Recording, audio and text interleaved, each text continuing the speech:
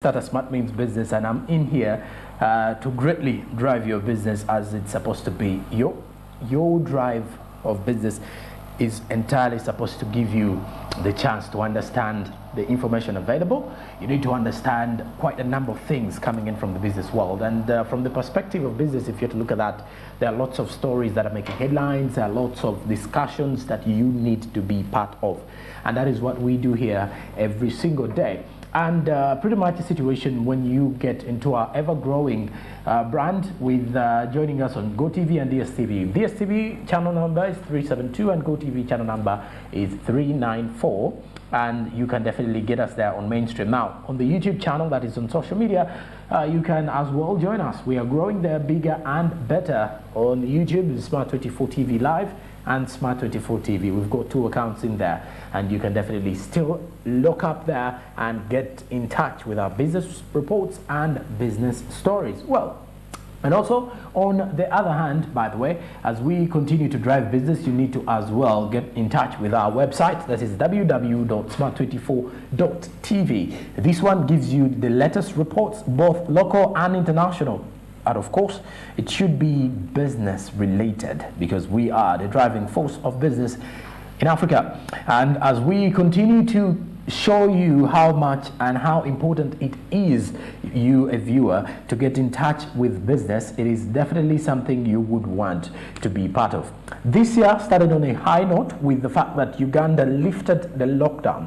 Speaking of lifting the lockdown, as many were expecting, it was 2 years that the government decided to totally lift the ban of public gatherings and as well as opening up all the sectors. However much the border industry was fully reopened after some time, but the entire sector was reopened with even the education. Now, schools this very week, quite a number of schools are reopening full candidate classes as they prepare for third term, as they will be having UCE, PLE and UACE examinations.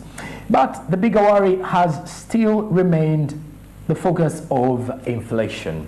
Now, speaking of inflation, as we are definitely looking at it in this way, we get to realize the importance of why schools are definitely seeking for increment of school fees.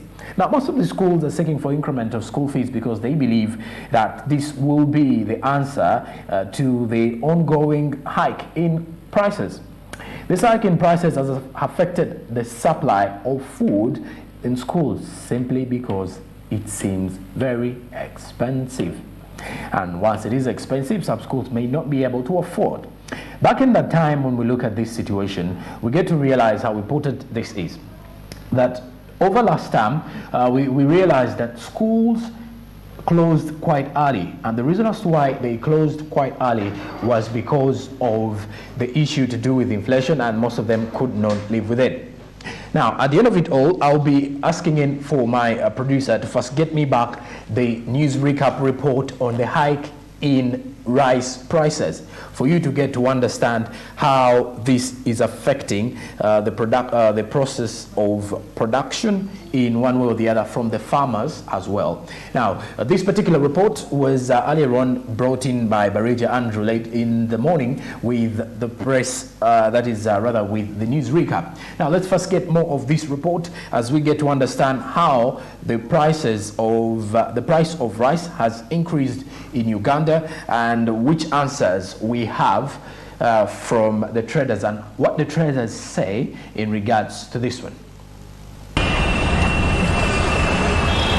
The increasing appetite for rice in Uganda is driving up its demand by the day. Experts say Uganda continues to show positive demand due to the changes in consumption patterns, with an increase in population and urbanization having a great impact on consumption trends as demand outstrips local production. But with the increase in consumption comes supply shortages and hence the hike in prices. Smart24 TV reached out to traders to give their view on the hiked price of rice. So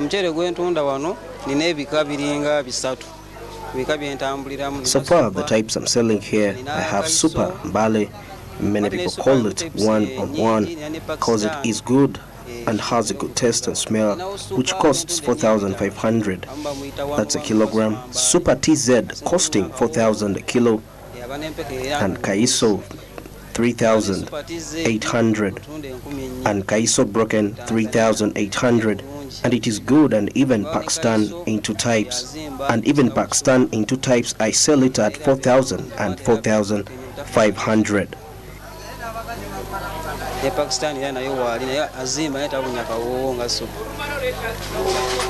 The rice sold and eaten in Uganda not only comes from the local producers, but it is also imported from Pakistan, India, Tanzania, and many others. According to Alex Magezi, a retail shop owner in St. Bali Kudembe Market, he says consumers always prefer a particular type of rice known as super. Most people prefer the super rice grown in Mbale. Super rice is also grown in Gulu and imported from Tanzania, as Alex Magezi explains. Super TZ is the highly consumed rice because it is good, it has a nice taste and an aroma, and that makes it good to cook, and it is consumed by the restaurant owner because of its good quality. Just like any other sector in the country, they have also called upon the government to reduce fuel prices and the high taxes imposed on rice. We cry upon the government to try and subsidize the fuel prices and also reduce on the taxes. This is because we are earning less, and we request for reduction in the taxes to increase our profitability margin. According to statistics from the Ministry of Trade, Uganda consumes about 300,000 tons of rice a year, and this demand has largely been supplemented by the imported rice. Winnie Nakauchi, Marigoret Nachiganda, Business Today, Smart 24 TV. All right, now on the issue of hiking prices in there, looking at that report brings me to the issue that schools are reopening. Now, I did mention something to do with schools reopening. Last time, schools closed quite early.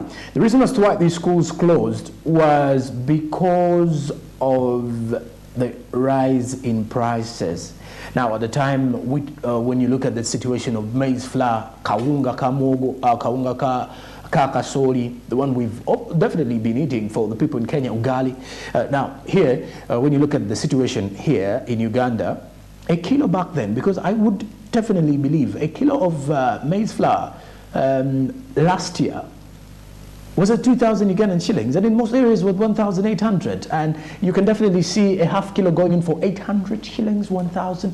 Now, the price has shot up to 2,600 in most of the areas, so 2,800. Now, you can definitely see how schools were feeling the pinch, because ideally they did not want to make it worse for their parents. I'm speaking on the perspective of private schools, by the way.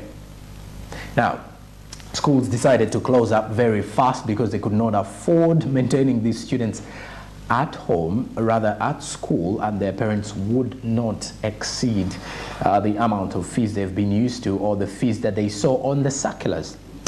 Now, when you look at it in the other side of the coin, some school owners, on the other hand, say some parents did not clear school fees. You know why? Because when you look at the situation when parents don't clear school fees in most of the areas, it's because parents are struggling as well. Businesses are not getting more money. People have to pay rent, people have taxes, people have got employees to pay, clearing all those things. And also speaking about rent at home. Now you also have to provide basics at the end of the day. And when you look at it regarding to parents who are actually single parents, either a single father or a single mother, it even becomes more worse. Someone says the pressure is getting worse. Now, when you look at that situation, at the end of it all, you get to realize how schools got into a situation of increasing school fees. When the terms closed, schools, mainly private schools, decided that come next term, out of which I did mention some schools have already reported as early as this time. I don't know whether the Ministry of Education does know of that information though. Now, on the other hand as well, is that most schools will be resuming next week, and then the others will be resuming the week after 9th September. That will be, other schools will be resuming on the 11th day of September. That will be a Sunday. Now, speaking of schools increasing school fees, is that these private schools decided to increase school fees by 10%. Now, what I do know about private schools is that in most cases, the decision is to increase school fees by 10%. But at the end of the day, you get to realize some schools, simply because we're in an open economy, someone will increase it by 15%, someone will increase it by 20%. Just yesterday, I was really shocked by our guest yesterday, who was the mayor of Katabi, who did mention something to do with a school in Katabi Town Council having an annual budget of 4 billion Ugandan shillings. Now, that is some huge amount of money, and yet the entire town council doesn't exceed 2 billion Ugandan shillings, and I was really shocked. So you can easily look at that. There are schools that know that they have parents who can definitely pay. Now, for you as a parent who has actually taken your student or your child to that particular school, you should be able to pay or outcompete the same number of parents that you have, or you should be in the same league of those parents, however much you want your students to get quality education. Now, why I did bring the issue of schools is because this is a public concern, with the mere fact that report regarding increase in rice prices, because rice and maize flour are the top consumed foods in schools. And consuming these ones normally is because schools normally consume maize flour, but rice comes in as an additional, as a change in diet a little bit, but it's the same carbohydrates anyway. But at the end of it all, you get to realize that this still shows you a big chance of seeing schools increasing school fees. And at the end of it all, the parents will feel the pinch, because when you are a parent who's just had the students back for only 3 weeks or 2, and then after it, they're supposed to get back to school, and most of the schools want at least a 50% pay before the middle of the term, or at the end of it all, at the beginning of the term, most schools ask for at least 30%. If at all you are a parent who is financially not okay, they will still ask you, if you're financially struggling, to at least raise a 30% of these school fees. And I'm telling you, in these continuous struggles of the economy and how our economy is struggling, this is something that is really hard to maintain, and it's something that we can all definitely look at and say, well, our schools may survive. Anyway, now this takes me to our SMB Insight this time round. Let's get into our SMB Insight as we are heading into a break. But now, with the SMB Insight this morning, we look at the issue to do with digitalization of securities. Now, the key element in the issue of democratizing the Uganda stock market is stock purchasing is now even being made more easier and available with the access of your phone. Now, over the past year, the Uganda Securities Exchange has significantly enhanced its digital capabilities directly and through strategic partnerships in a bid to further democratize the Uganda stock market.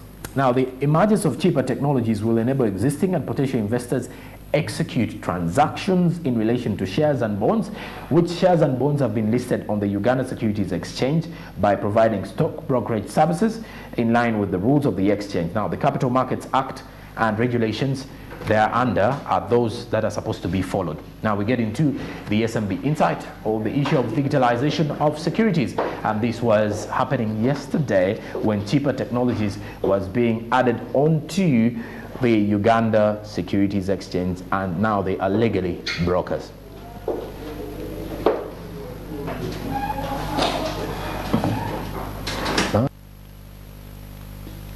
Exchange has significantly enhanced its digital capability directly and through strategic partnerships in a bid to further democratize the Uganda Stock Exchange.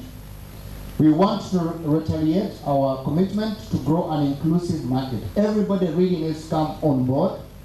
You know, Paul mentioned that we've got 130,000 investors on a population of 45 million Ugandans. That's a joke, all right? So we need more guys on board. We need more investors in our market. We need more product in our market. And I believe that by adding cheaper services, what's the name? Cheaper technologies on board, that today we will be able to bring in more customers, because I know you've been doing a lot of marketing for your product, especially for the international stocks. But now let's put that marketing effort towards the stocks here in Uganda. And hopefully that will drive the financial inclusion agenda in Uganda. As I complete the exchange, we have grown in leaps and bounds in the area of leveraging technology. With the fourth industrial revolution, we have witnessed the emergence of business development and transaction advisory services that match investors with investees so that we can move funds quickly into Uganda's dynamic investment landscape. Two options. We've got the apps and then we've got the USSD. For the people on the 2G network are able to use the USSD, and there's work currently ongoing to upgrade the MTN solution to provide a buy and sell, and also for investors to be able to see their balances. This should be coming out in early Q4, if not late Q3, and work has been completed on certain aspects, but that should be able to provide a solution for the person who doesn't have an internet connection to be able to trade on the exchange. Same development is ongoing with Airtel Uganda. I invite everyone to download the Cheaper Cash app to leverage this new opportunity. The requirement to trade are available and will be made available on all platforms and the USE website.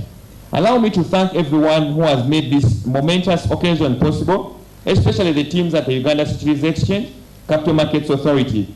I'm very, very confident that the integration that we are running with Uganda Securities Exchange on the USE portal is going to be concluded by the end of Q4, which is starting in October.